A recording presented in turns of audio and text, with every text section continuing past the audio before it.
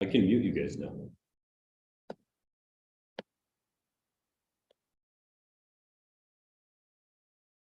Okay.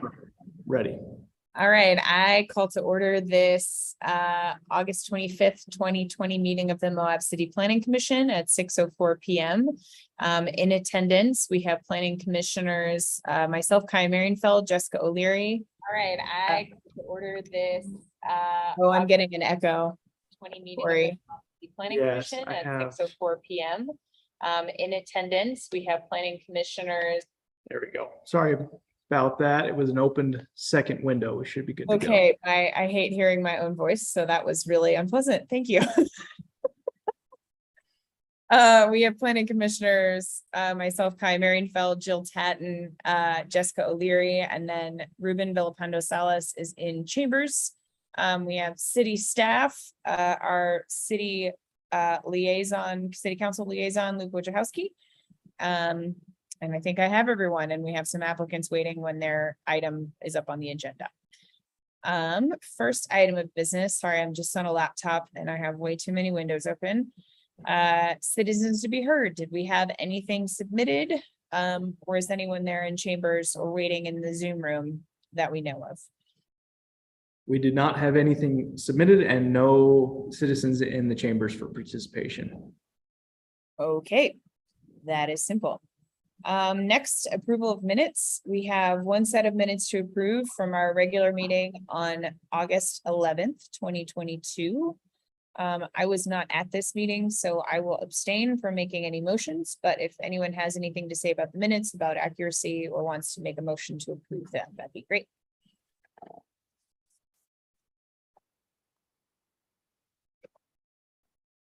Motion to approve them.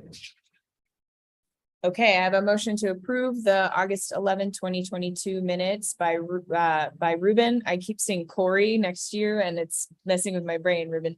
I'll second. Okay, a second by Jesso. I'll do a roll call whenever you're ready, staff folk. We are ready. Thank you. Okay, Ruben, Aye. Jill, Aye.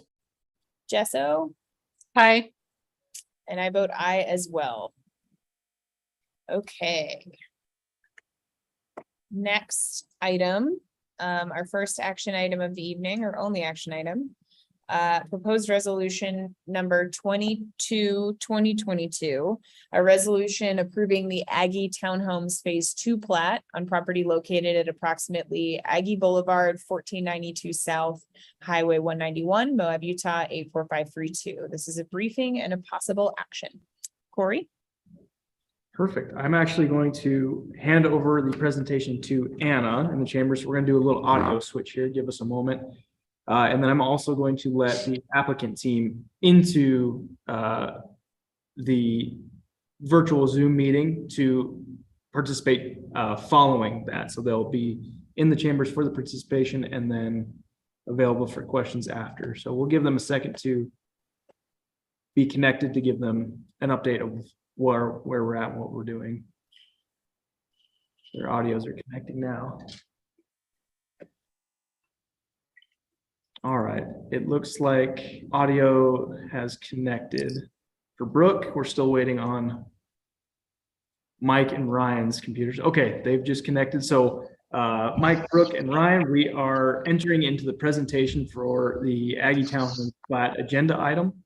We'll have the option for Planning Commission comments and questions following the presentation, where I think that's what we'll have you jump in and participate. So I'm going to go stop my volume and turn it over to Anna.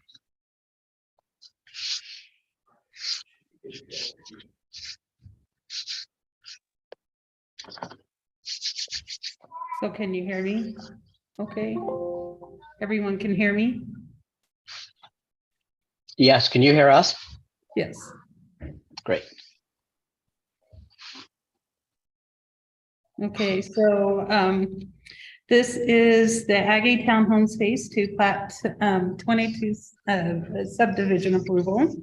It is located on Aggie Boulevard in Highway 191, 1492 south approximately. Property owner is State of Utah, and Bert Cole is the applicant. He's also the developer for this. The parcel size is going to be sectioned off for 5 acres, and it is right now 2 parcels that are about 40 acres altogether. The zoning is split zone with C4 general commercial and R4 manufactured housing residential. The proposed use are twin homes with 12 buildings and 24 units. And here, this is where it's located, right here, right off of Aggie Boulevard. This is also how it's being proposed to be subdivided. So we're going to have, here's phase 2 and here's phase 1. Phase 1 is an apartment complex that is currently under review by the city. And then this is the subject of project we're talking about today. And here is the proposed subdivision with the 12 homes and 24 units total. As you see, there these are going to be proposed to be private roads, and then there's going to be common areas that is going to be jointly owned by each individual twin home ownership. Let's take a look. So again, on July 7th, 2022, the subdivision application was submitted with us. And then it was reviewed by staff and then submitted with to the Planning Commission to be heard today. And then let's see, the property is currently a vacant lot. The applicant is currently they are going to rezone the whole parcel to R4. There's about 1.5 acres that are going to be carved out of the subdivision, are the 2 lots that the subdivision is created from, that is in the C4 zone. And for it to work, it all needs to be in the R4 zoning district. There is also, let me see, let's go back here. There is, we'll go all the way to back here.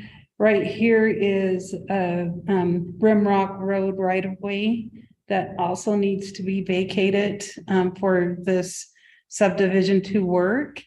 And then there is also the final plat approval where they would need to have it formatted to meet all city requirements, including signature blocks on it. So the 4 items that we've discussed are the zoning amendment, the vacating the right of way, and then also with it having common areas and private streets, it needs to have bylaws when it goes through the final plat process. So the recommended motion is to approve with the conditions of submitting a final plat, and then also having bylaws recorded, and then the zoning amendment approval. I'm sorry, my screen just went dead. And then also to have the right of way vacated.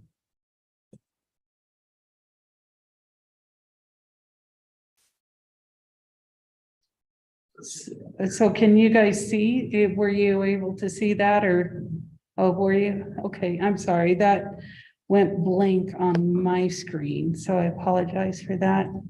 I might jump into your little recap. Okay. So if you want to mute and turn your volume off. So the only action item tonight is approving the plat. We're not voting on the rezone. Is that correct? Correct.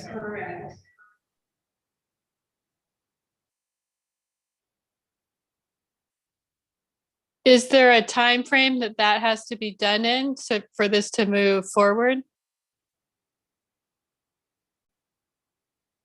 Corey, you're muted. Are we good on audio and volume? It sounds like it. All right.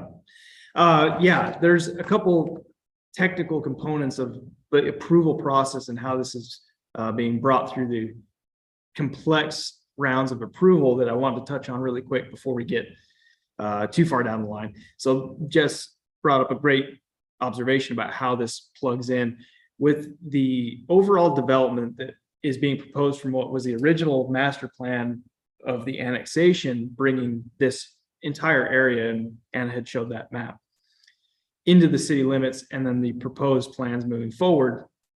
The C4 and R4 zones that we're working with, and then within the municipal code structure, we don't have really the appropriate approval mechanism to handle the entire approval package all at once. So similar to like we've seen in other projects, whether it's a master plan development or a plan unit development, where the multiple layers of approval are handled within a single mechanism, we've had to, because of the structure and lack of framework within our processing structure, apply, and Anna, you can check me, I think this project's going through 6 different approval mechanisms at once. So we have multiple site plan applications, subdivision applications, rezones, all happening separately, trying to encompass that under the whole umbrella. So the project team's been really flexible and willing to work with us and how we can manage to make what isn't a project that fits our approval as far as the underlying zoning, but needed to go through individual approval structures to get there. So this is the very first item that's come to Planning Commission among the larger structure. So phase 1 and phase 2 both have site plan applications that will come back before the Planning Commission for the development approval. In addition to that, because the apartments won't need an additional ownership overlay, this phase 2, which is a townhome plat overlay, fee simple, and Brooke can talk a little more specifically about that ownership structure, but is being constructed in a twin home style product, but is really a fee simple townhome ownership. So the common areas and private roads will be coordinated and platted in that way, specifically for this phase 2, which is separate from the phase 1, and then which will additionally be separate from any other development that's on the future horizon of phase 3, which we'll start working on fairly soon, I imagine. So to answer your question originally, Jess, we are just approving the platting for phase 2 right now, which is about as out of order as we could probably bring it to you. But what we're trying to do is move every piece kind of as efficiently as we can. So you're going to see through a lot of these other approvals, quite a bit of conditional approval attached, that it's kind of the chicken or the egg. So we have to start somewhere within these approvals. So obviously this phase 2 platting approval would be incomplete without the additional rezone, without the additional site plan approvals. So there will be a lot of other approvals that come along with this, but this is the first domino to fall, so to speak. So I know this is complex, and we can produce, likely when we get to the site plan, a more comprehensive look at that. And in the meantime, I'll even pull up an email that might be able to help categorize how many other applications and where they're at in the process to help. But I'll kind of stop. That, I think, sufficiently addresses my overview of where we're at, but would like to open it up to the Planning Commission to maybe address any questions you have specifically for the project team now that we have them here. And then concluding that, we can always have more discussion during the motion of the item, but would love to turn it over to the project team for any specific questions.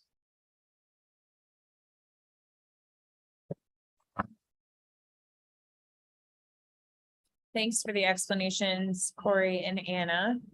Commissioners, does anyone have any questions about what we're doing this evening? Questions about the project? I mean, Brooke or Ryan, looks like other applicants. Is there anything you'd like to just add to the narrative about the purpose of the development? It's certainly not needed, but I know we always like to sort of know what's on the horizon because we get asked a lot.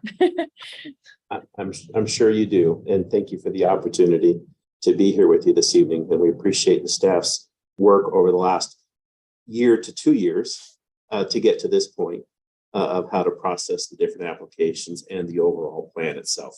Yes, there is a larger master plan associated with the project.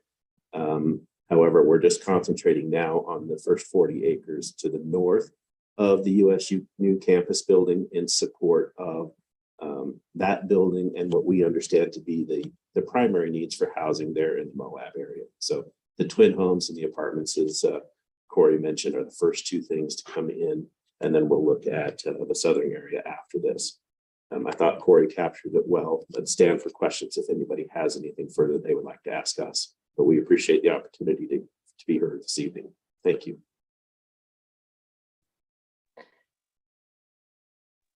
Is there any sort of deed restriction for staff or employees of USU or students? Or is this development just going to be open to anyone? It's a great question. We haven't been asked anything about deed restriction on the project right now, so it's open to all. The townhomes specifically that you're seeing here tonight, they're fee simple ownership. So, excuse me, the twin homes. We call them townhomes, but they really are twin homes. They're open for fee simple ownership to anyone.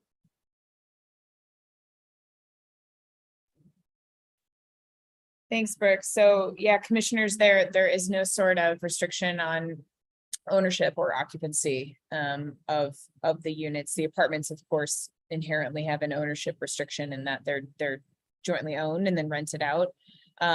But just an encouragement, and we've done this, with other folks. We do have a new ordinance in place, which happened prior to you, starting your application process. But I've at least been encouraging folks that come with new developments in those zones where maybe that would have applied, to maybe have some sort of open it up to residents first for a little bit before sort of putting it on the wider market, because there's a big desire to swoop up properties in Moab, but you can fill it with locals. I think if you maybe take just a small extra step, it's definitely worth the time and would really help contribute to the community for what it's worth. So thank you. And there's a development that's being built right now that did that, and then they think they had great success filling units with local owners before sort of it was a free for all, I guess, for everybody. So just a thought. Thank you for considering.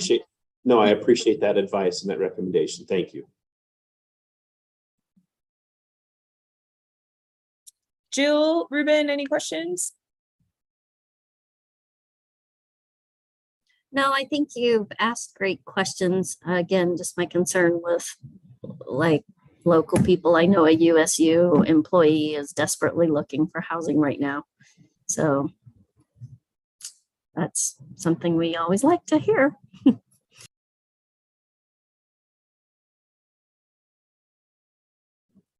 Okay, if we don't have any other questions for staff or the applicants, as usual, in our agenda summary, there are options. We can forward a positive recommendation to the city council with or without modifications. We can continue or table the item with specific direction about things that might need to be done before we do vote on it. Or we can forward a negative recommendation if we have specific findings for that decision. And there is a recommended motion which has several conditions.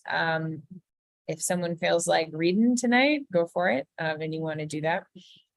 But those are all the things that Anna mentioned in her presentation. There are some CCRs and bylaws, a final plat, and then the zone amendment that still has to happen as Corey walked us through the process. Prior, yeah, thanks. Prior to a motion, just for the ease of clarity in reading the motion, I'm just remembering there was an amendment on the minutes that Eve had asked me to acknowledge. We'll get back to that later. Yeah, we'll do that. I saw that too. To the same point, when you make the motion, if you would be willing to read the general motion and then read the line item 1 of following comments, but you would not be necessary to read the following individual comments. So that'll make it a little easier and more clear on the record.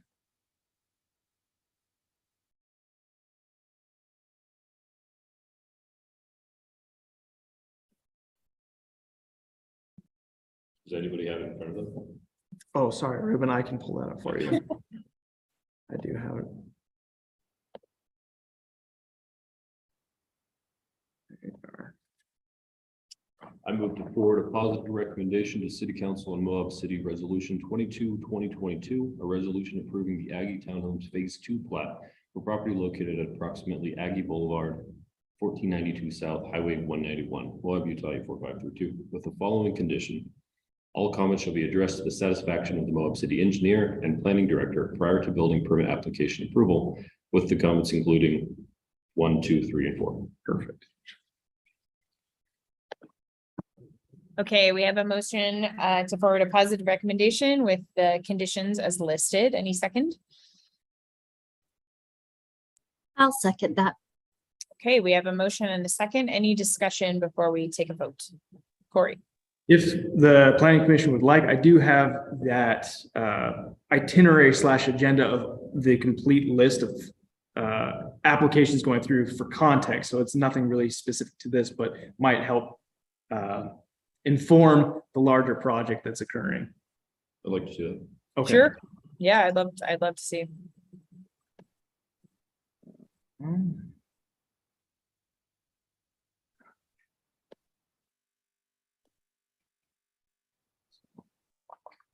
This framed correctly. So this was a correspondence email with the project team, but I think outlines pretty well the number of applications and status that we're looking at. Essentially running through the condition of approval that we're seeing here, the right-of-way vacation of that Rimrock Road. It's one where when Aggie Boulevard was dedicated and redistributed as the correct right-of-way location for that area, this Rimrock Road is an outstanding right-of-way location that is ineffective. So really it's a unessential right-of-way area that the city's processing to vacate currently. But this is overlining some of the development within this platting area. So it is a condition where these need to happen concurrently. Where we're looking at tonight is the townhomes plat application. And then in addition to that, we are looking at the rezone, which is also a condition of approval for this item. And then the 2 site plan applications processing the development components for phase 1 and phase 2. And then what really isn't a item, but is in the works for final recording right now, which is the Aggie plat amendment, which is the redistribution of plat area. So a plat amendment, but because this is not a subdivision area, it's an original divisions of land parcel, the descriptions like we've talked about in the past, depending on the lot definition as it's recorded in the county, doesn't require certain approvals. So the project team is able to go directly to the county to get that deed, warranty deed description recorded for the redistribution of the parcel area. So not to get into too much detail, but all of these are needing to happen really concurrently with each other for the effective approval of the overall project. So it took some time for us to really carve out what we're needing to do in what order. And I think I can't give enough appreciation for the project team for being patient and willing to work with us on this. But we found that we have, I think, a really good path forward here.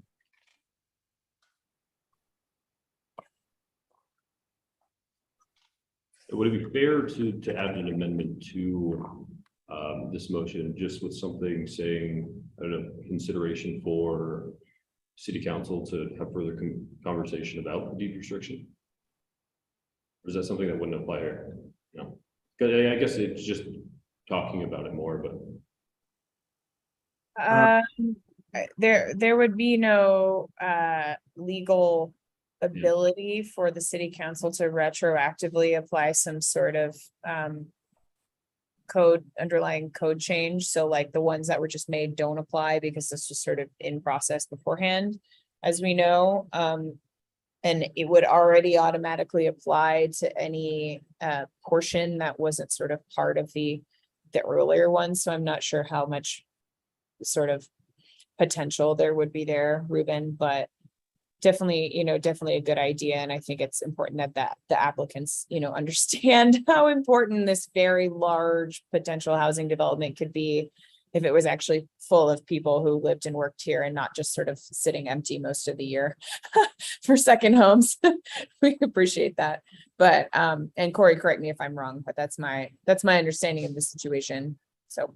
Right. Without our city attorney on board to really give the exact regulations of how a recommendation could be amended, I would say because it's a recommendation for additional discussion, I think technically it would be permitted, but to what lengths that could be affected, I think are limited to what our permitted code would be. So yes, you could recommend for that to be discussed further, but there would be no municipal code to ensure any effective change to any actual motion. I will instead recommend that our city council liaison, who is here in this meeting, maybe bring this up with council when they're considering these phases of the application, just to have further discussion about how this might play into the bigger picture of resident housing in Moab. Is that reasonable, Luke?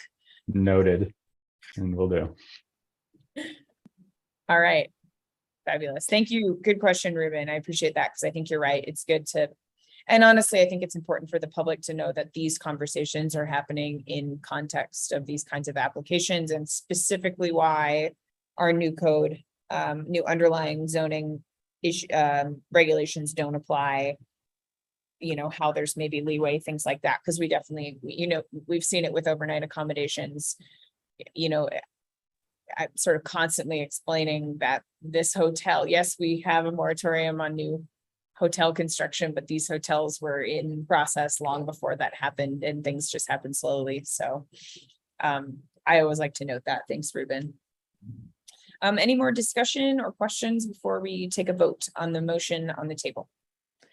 In any of the phasing, is there student housing or more dorm style housing? I mean, this is the ideal location to have faculty, staff, students living right next to the campus. And I think it fits into the broader plan of, being able to walk and bike to school and to work. It would be gut-wrenching to me to see these sitting empty and people having to commute to school and to work by driving. We have the project team with Brooke as a representative available for that question who could address it more directly, but I think the staff also would mimic what Brooke might say. Absolutely. They are designed in a way, and we've specifically selected a vertical partner who has built a lot of student housing for UVU and for BYU. And so their 1 and 2 bedroom configurations can accommodate individuals, families, and also work for students as well. And so you'll see that in the apartment side, as well as the additional one that Corey referenced to phase 3, which is the additional 108 apartments plus or minus that would be right next to the campus, as well as we get closer to it. That would also play into that and be available as well. We know that there are employees who are looking for apartments there currently right now. We wish we could build them faster, but we just know we need to work through the process. But these are primarily being built for locals. They're not being built to be sold and just used as either second homes or for nightly rentals. That's not the reason to build these. We've listened to the previous mayor, city council members asking for housing and attainable housing, and that's what we've been working towards to provide on this project. Thank you. And if they end up a bunch of second homes, we'll just make sure the students party really loud in the apartment size.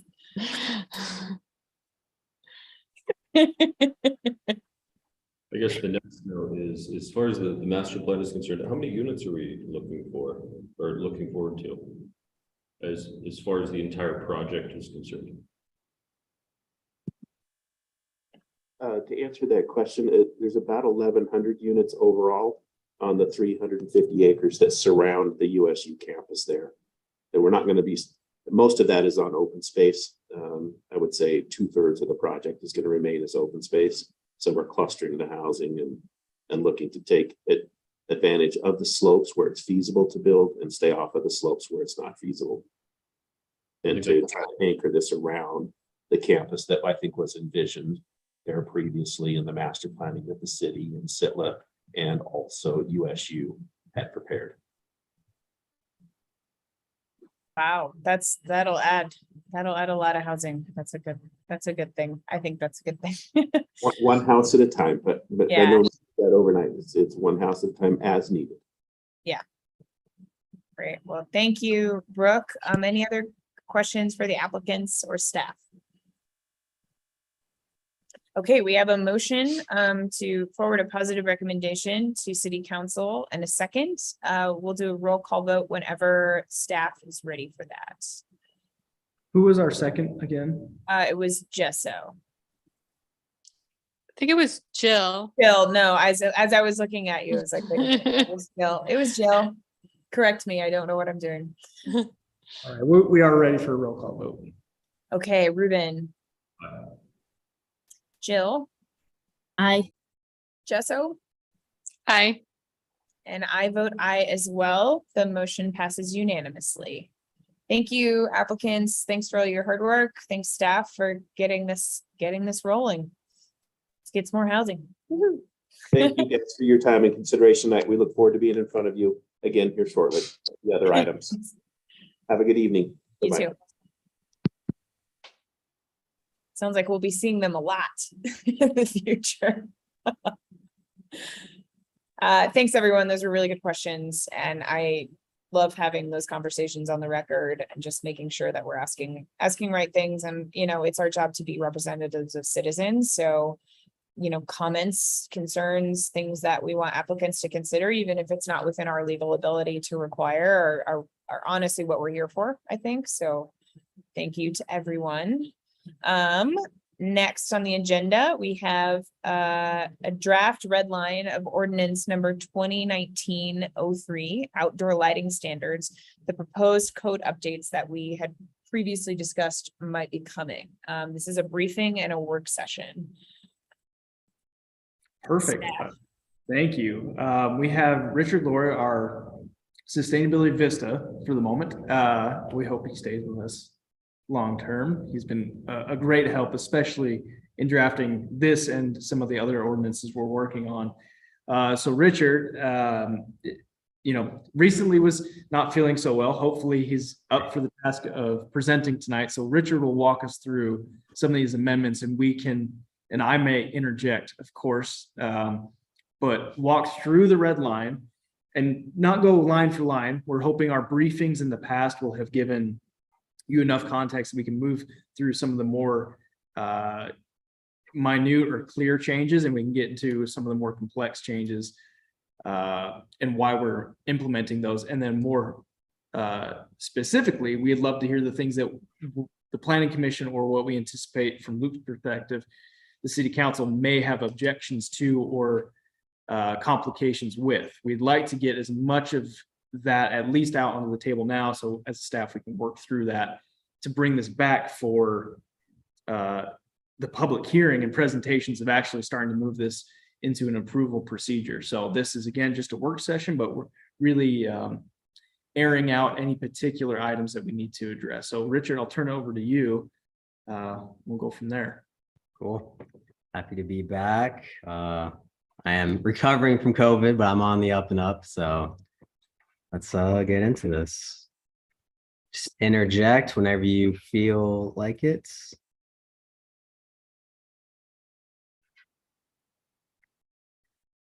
So the first thing that you won't be seeing is there's a bunch of grammar changes that Mona, the code compliance specialist, gave us. So there's a bunch of grammar changes, but we didn't want to cloud up the presentation.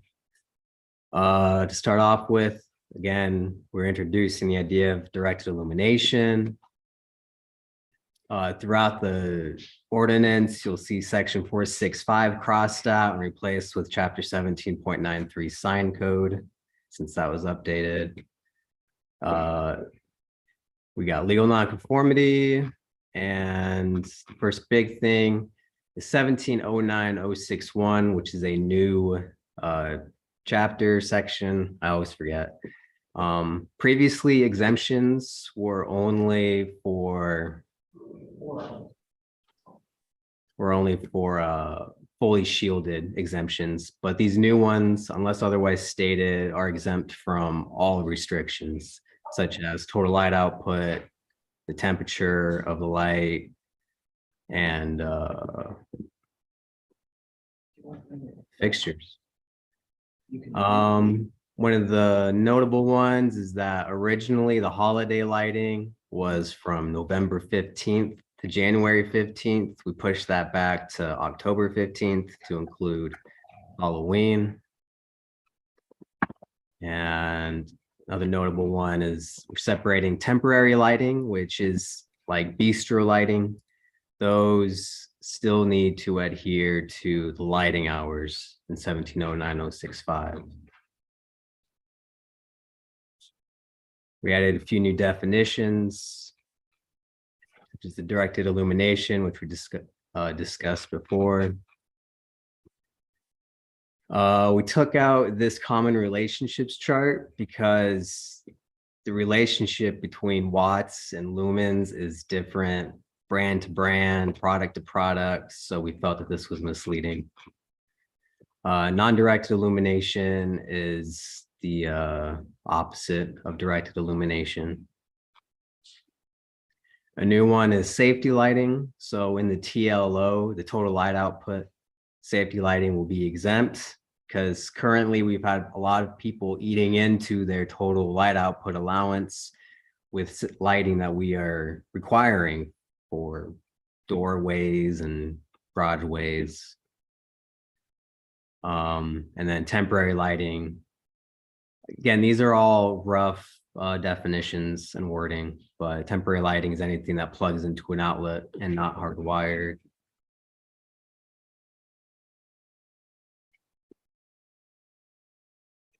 So we saw this before, but we're adding in wording for directed illumination, which is really bringing into this idea of intentionality.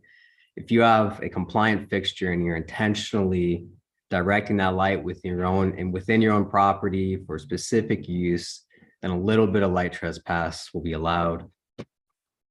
You'll see a lot crossed out here because things got moved around.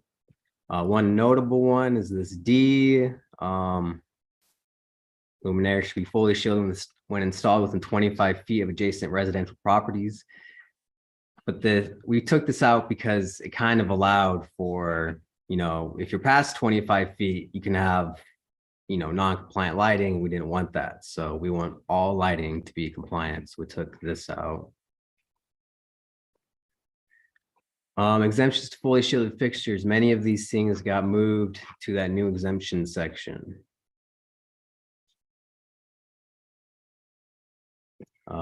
We just wanted to keep specifying that motion sensors need to be activated only through motion on property where the fixture is located.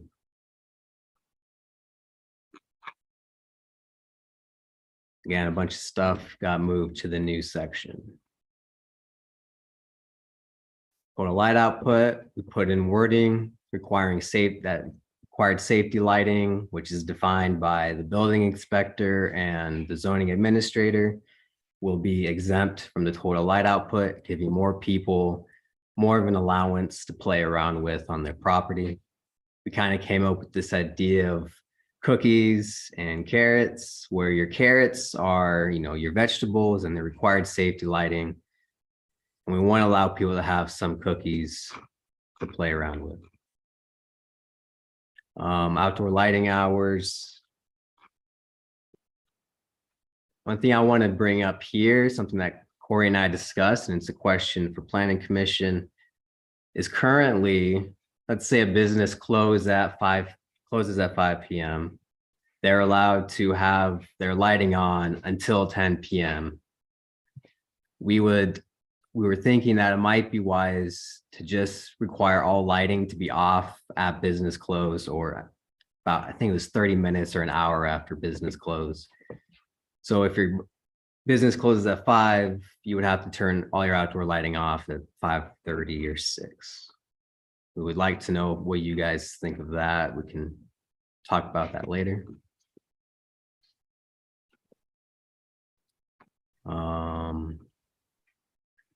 If you are open after 10, you're allowed to leave all compliant outdoor lighting on.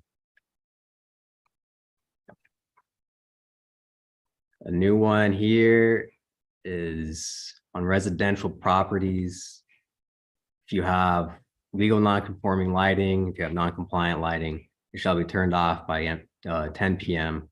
unless it's included in the exemptions in 09061. And then commercial establishments turn off illuminated signage by 10 p.m. or 1 hour after close of business. This last one is a new requirement from the International Dark Sky Association. We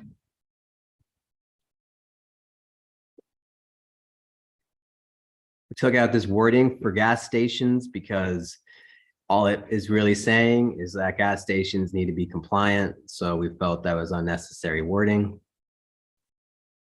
In roadways, we took out this wording because we felt like it was redundant within the scope of the ordinance. Something that we had problems with and county had problems with is that the parking lot lights, we had this clause saying that they have to be set back from property lines a distance equal to 2 1/2 times the height of the pole. And we just felt that was very hard to address. So in line with other cities across the country who are dark sky certified, we're just having a maximum height of 25 feet for parking lot lighting.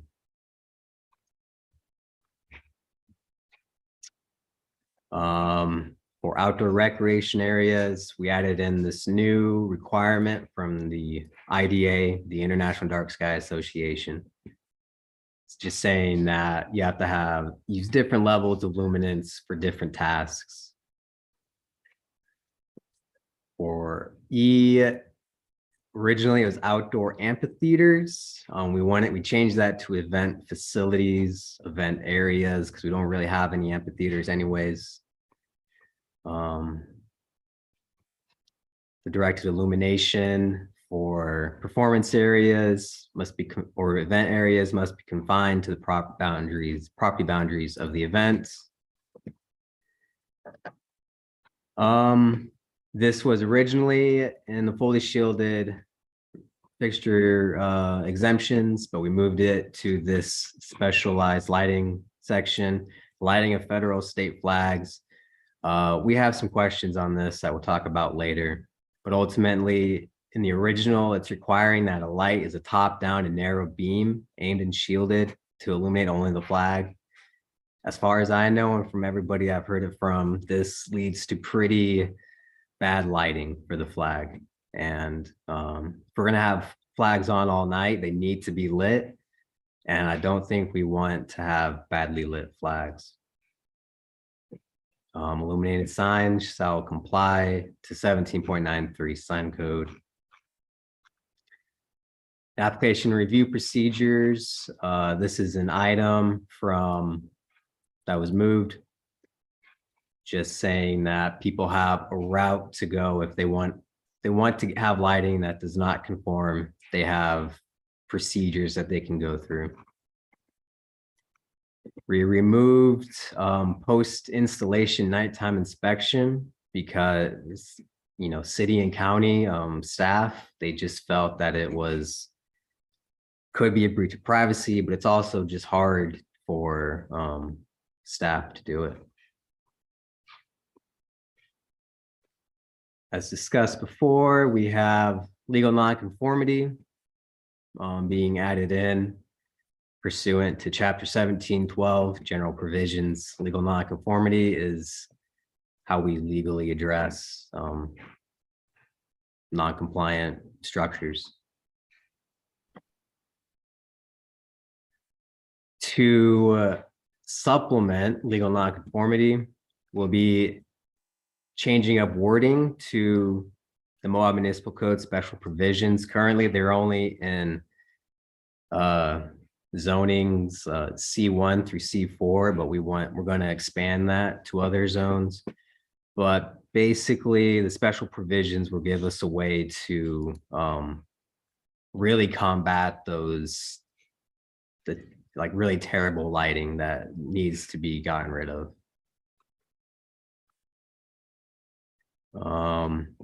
This audit, we felt that for this, the city shouldn't be stating what it's going to be doing within this lighting ordinance.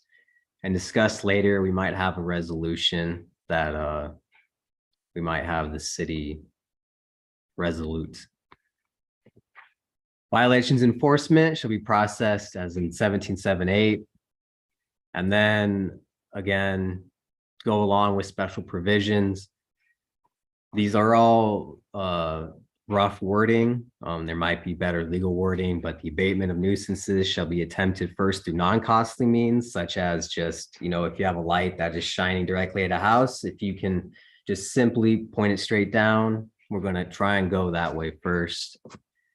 New fixtures shall be purchased if the nuisance can't be abated, or the light should just be turned off. I mentioned having a content for a resolution for the city of Moab's commitment. It's mainly because of this last item. It says checklist requirement. The IDA checklist, the new checklist requires that we have adaptive controls, just adaptive controls for our public municipal buildings.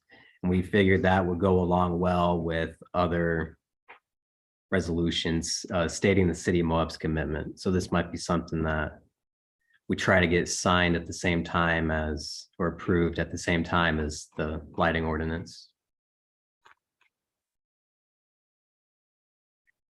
And then there were some new sign code changes that the IDA needed as well.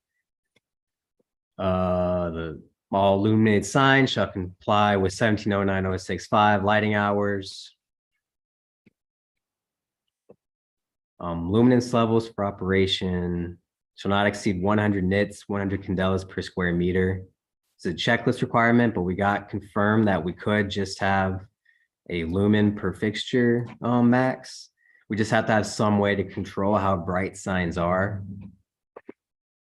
Something that we're probably going to stay with 40,000 lumens per fixture at the moment. And this does cut into your total light output. But if somebody for some reason has a bare lot and they have 40,000 lumens directed straight at one sign, it would be quite an issue. So we might ask you guys about a more appropriate number.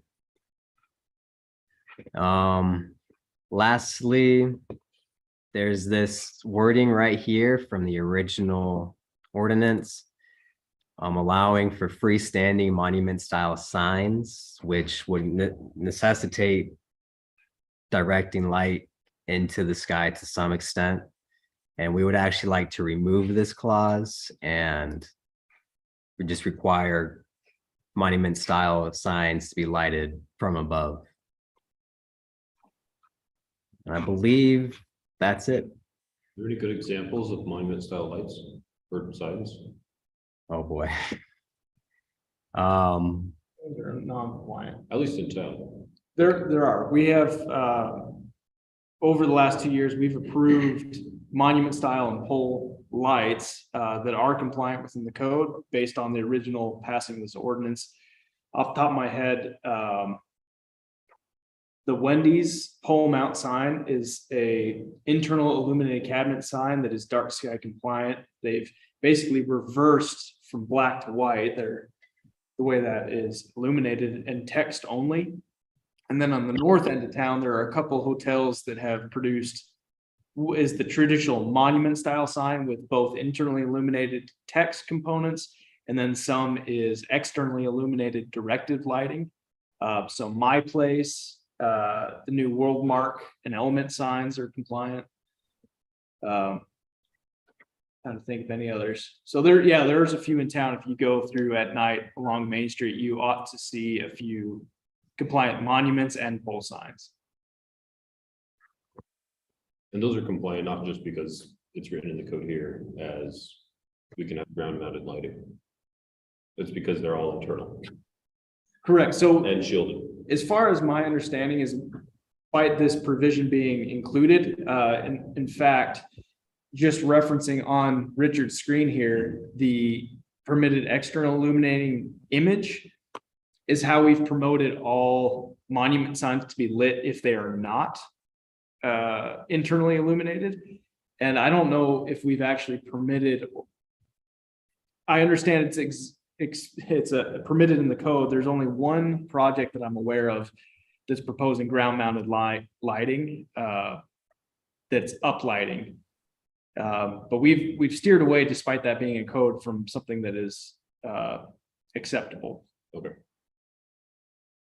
Yeah, the only thing I could think of was a statue on First South. Yeah, there's the Cottonwood condominiums that we just approved in their sign plan had a ground mounted little solar light, which on their own isn't necessarily a devastating amount of lumens being directed or refracted back up into the sky. But some of the billboards north of town are a really good example of really bad lighting illuminating a billboard that is, I mean, it's almost like a spotlight being redirected up into the sky. That's what we're directly trying to avoid. So yeah, so we do have questions about this 40,000 lumens per fixture. It's kind of hard at the moment to, give good guidance on how many lumens would be appropriate.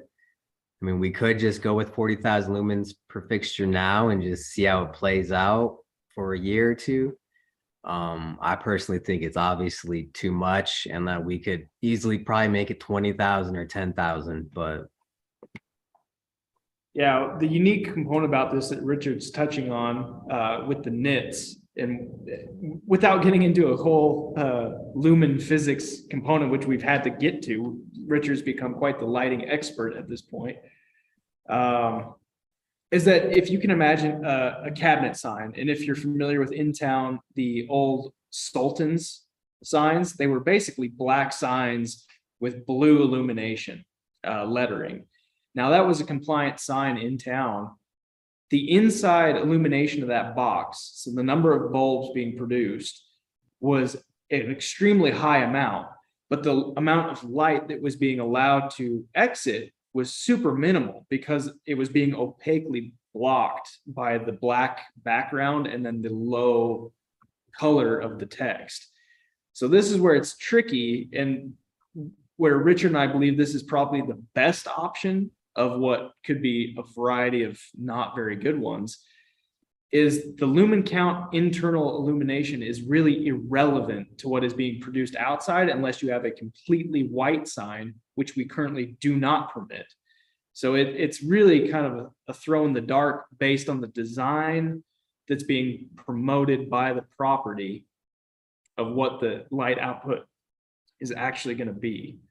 Well, I do think it's important to note that, so that was for internally illuminated signs. Internally illuminated signs need to have this crazy 40,000 fixture. Maybe that's where they got it from, but this is for externally illuminated signs. Oh, I see, Richard. I see. No, that's internally. So it could have been 40,000 lumens, thinking of internally illuminated, but this is for externally. So, and I really appreciate you pointing this out. So is that checklist item specific to all illuminations of signs, regardless of internal or external? Question. I can look that up right now. That's where I think I got confused, is I don't think they made I think it might have been. Sorry, everybody. This is a bad time to. While Richard's looking that up, and we did kind of come nearer to the end of that ordinance review, I was wanting to jump back on a couple of items. One might be an easy one to get just open to discussion where it's a matter of opinion of the planning commission is the flag lighting. So the issue that we have is by federal standards, flags must be illuminated if they're being displayed at night, which we want to honor, of course. But in the text that we currently have, what that means is that you often produce a puck light that is mounted at the top of the pole and is usually LED. But with the way in which that is mounted, only typically a portion of the flag is being illuminated unless that puck is designed in a really broad throw of horizontal or downward light. So it ends up being a pretty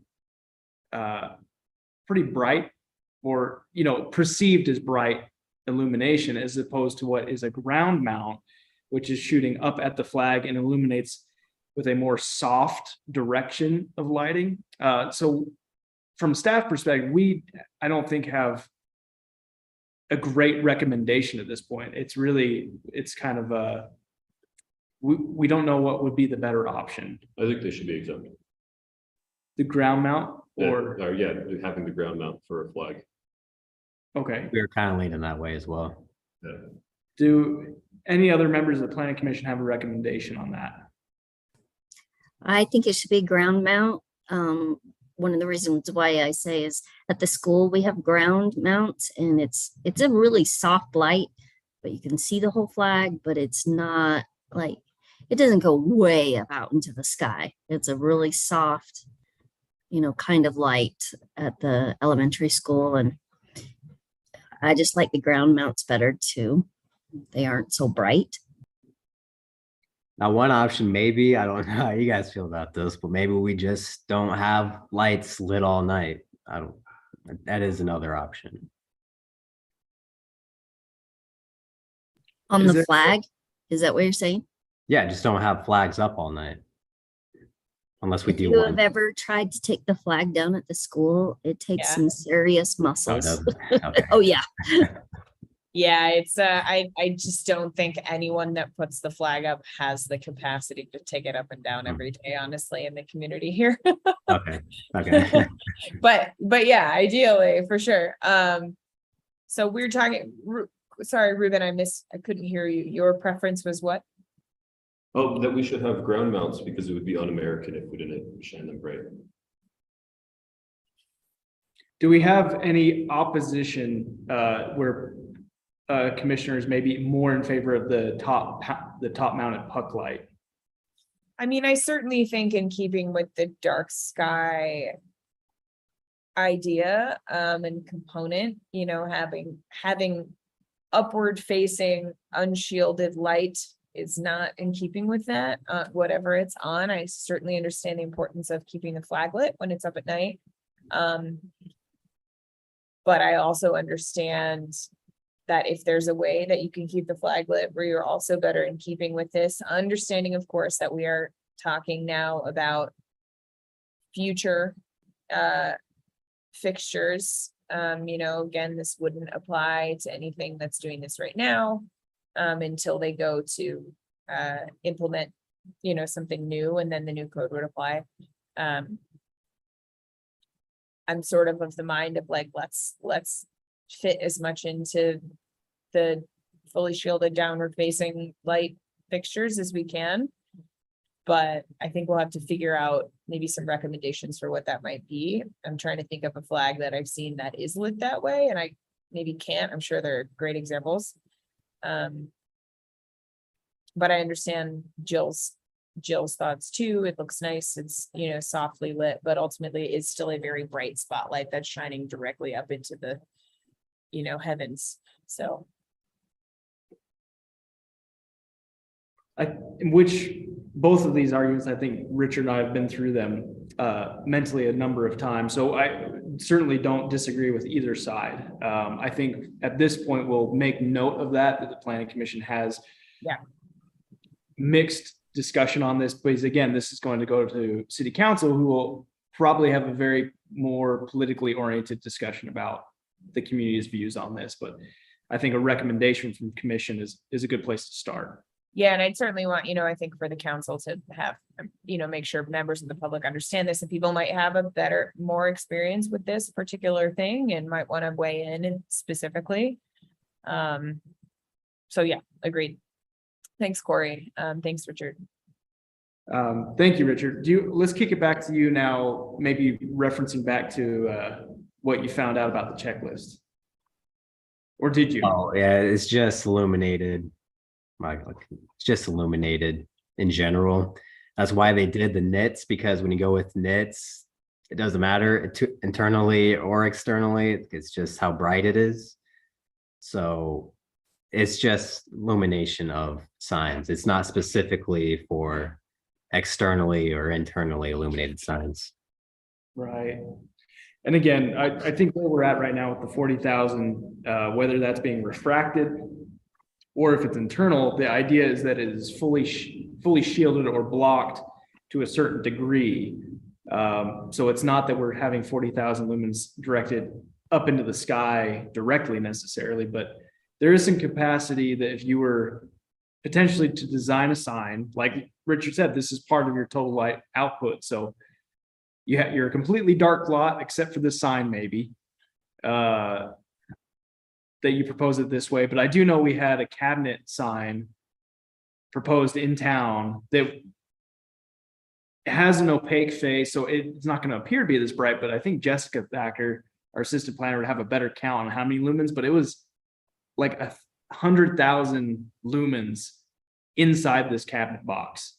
Yet it's not being displayed that way because it's mostly opaque. So when we think about these 160 square foot gas station, big pole signs, it's very likely that they're going to well exceed this 40,000 lumen count. What does 40,000 look like? That's the key question. So Ruben just asked, did you guys hear that? Okay. What does 40,000 look like? As far as Richard and I can tell, that is a sliding scale. It just depends. It depends on the fixture, it depends on the manufacturer of the bulb or the light or style, incandescent LED. We're really shooting at a moving target here, which is really challenging. But you can measure lumens. We can. Lumens are a illumination source measurement. Mhm. What Richard's discussed is nits. That's the perceived light. So a better way is, what does nits look like? We could tell you exactly what nits look like. But lumens are really challenging to track in a quantifiable way. And so Ruben, for context, I Googled what 40,000 lumens looks like, and there's an advertisement for a flashlight. So like an unobstructed 40,000 lumens. The flashlight was described as having the power of the sun in your hand. we could put that on the flags. That's the flashlight that lights things on fire, I think. All right, yeah, I'd like to take a look at that more, along with the flag lighting. But we're not voting on this or anything. This is just workshopping. Correct. Yeah, so those two things are something that I'd like to see more. I don't think that we could probably go much further than this. But nits versus lumens. So can I make a comment on the time Yes. frame on page 9? Look, you were talking about businesses having to turn lights off a half an hour, an hour after closing. I would make the comment and recommendation that if you're in the commercial zone, that you could keep the lights on until 10 p.m. and then they would need to go off. For example, businesses that are on Main Street that might close at 7, they could still have storefronts lit up until 10 p.m. when everything would have to go dark. Yeah, so that's the way it is now. And we're just curious what you guys thought about having them turn it off like at 7 in that case or whatever. So you would say that you would want it to be on until 10 o'clock, allow them the option to go on until 10 o'clock. Yeah, as long as they're in a commercial zone. If it's a business that's in a residential zone, I would say no, they should be off. For example, businesses on 400 East would have to go off a half an hour or an hour after closing But if you're on Main Street, which is clearly a commercial zone, that they could remain on until 10. I think that definitely makes a lot of sense by use.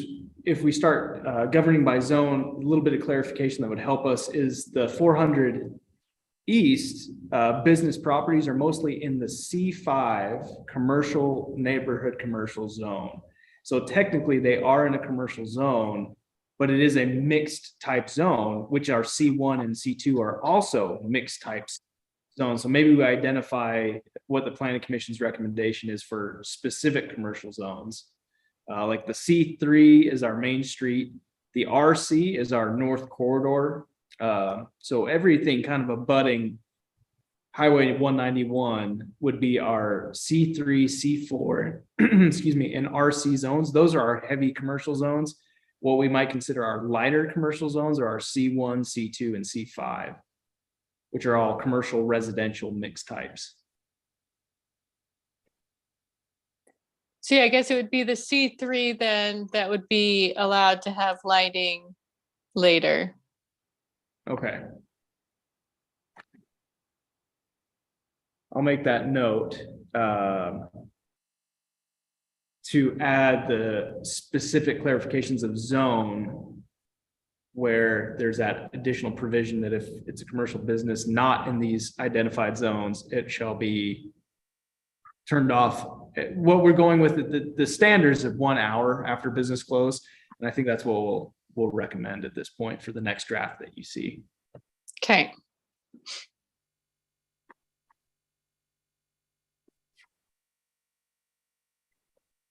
I think that might be it. So we hit the lighting, we hit hours, flags. What I wanted to talk a little bit more about just briefly was the nuisance lighting, if anybody had questions about that. And by nuisance lighting, Richard didn't describe it this way, and we've been intentionally straying away from that vocabulary because nuisance is actually a technical type of enforcement. And so our special provisions are still a zoning code violation, but what we're looking at is to really, we've run through a number of real life scenarios. What if this, or what if that?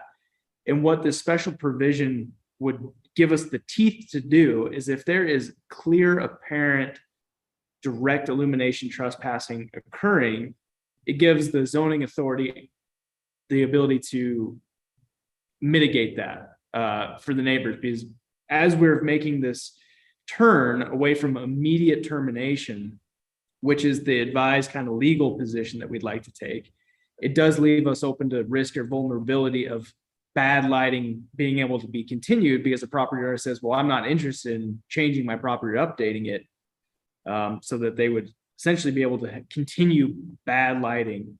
This special provision allows us that one more step of saying, if it's truly bad lighting and it creates, for lack of a better term, a nuisance, we're able to abate that correctly. And abate is also a technical term we steer away from, but that is the more correct way to say it, is that we would be abating nuisance lighting.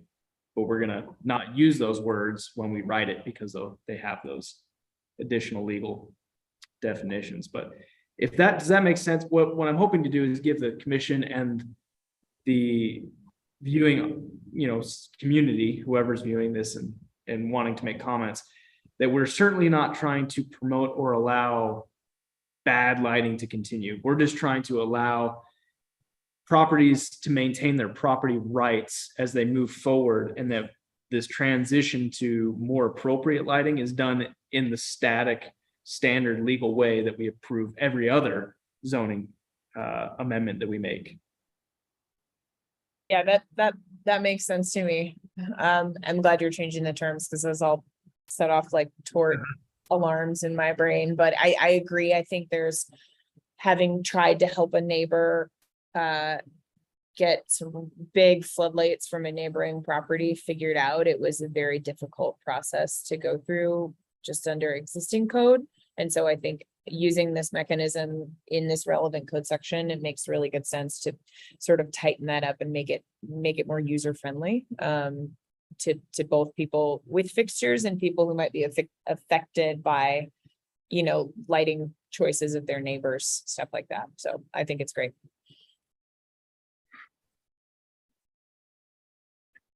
Richard, do you have that subtext for special provisions? Am I not seeing it?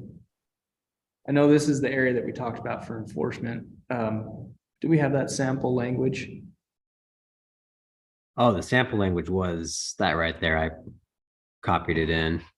You want me to like pull up our current code? What it says? I suppose we don't have to. It would, I don't think. Okay.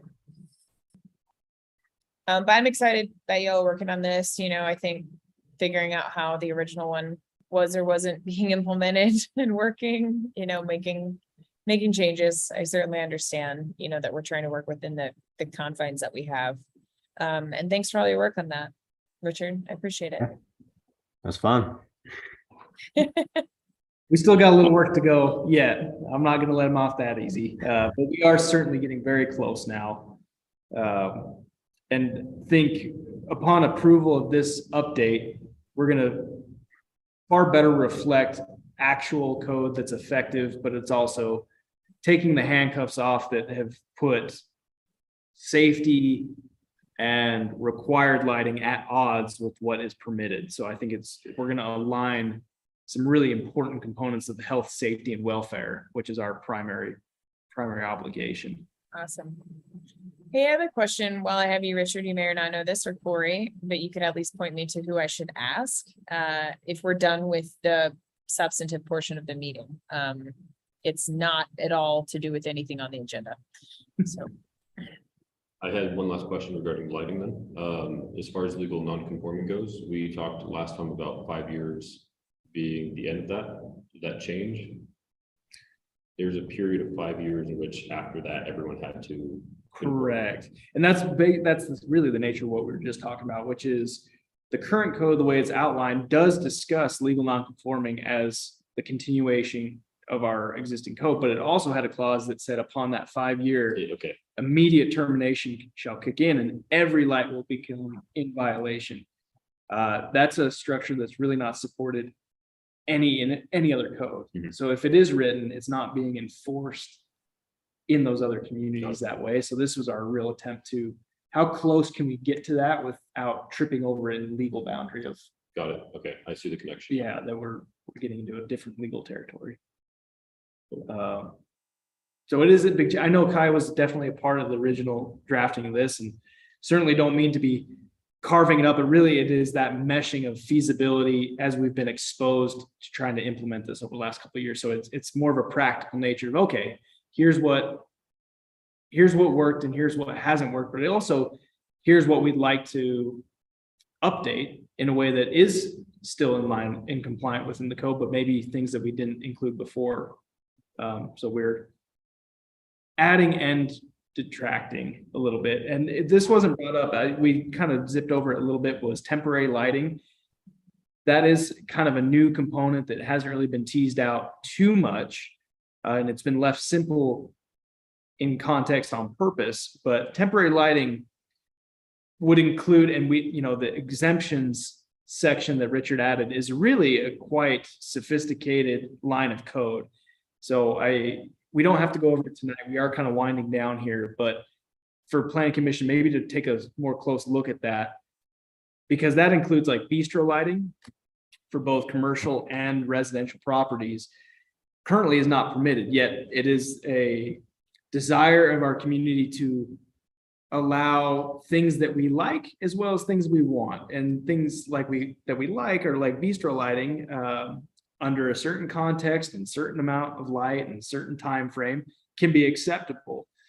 Yet those bulbs are clearly not fixture compliant. So that's one of those things that you could look into a little bit closer within the exemption section when we review Something about that as well. I forgot to put it in, but we do want to put a lumen cap on those bistro light bulbs, like per bulb, like you can't go over 100 lumens, let's say, just so that way you don't have a string of 10 bistro lights that are 1,000 lumens each lighting up a neighborhood. So we are thinking of a per bulb lumen cap. that's not bistro lighting anymore at that point. That's like stadium. Yeah. It's like the whole thing about bistro lighting is it's soft and it's nice and Just the being ambiance. preventative. Yeah. So bistro lighting, if that term is not familiar for people, that'd be like the outdoor little globe bulbs that are really nice to sort of string from one point to one point. Cool. Well, thank you all for your work. We really appreciate it and getting prepped on it, and it helps explain it to others too. So we thank you.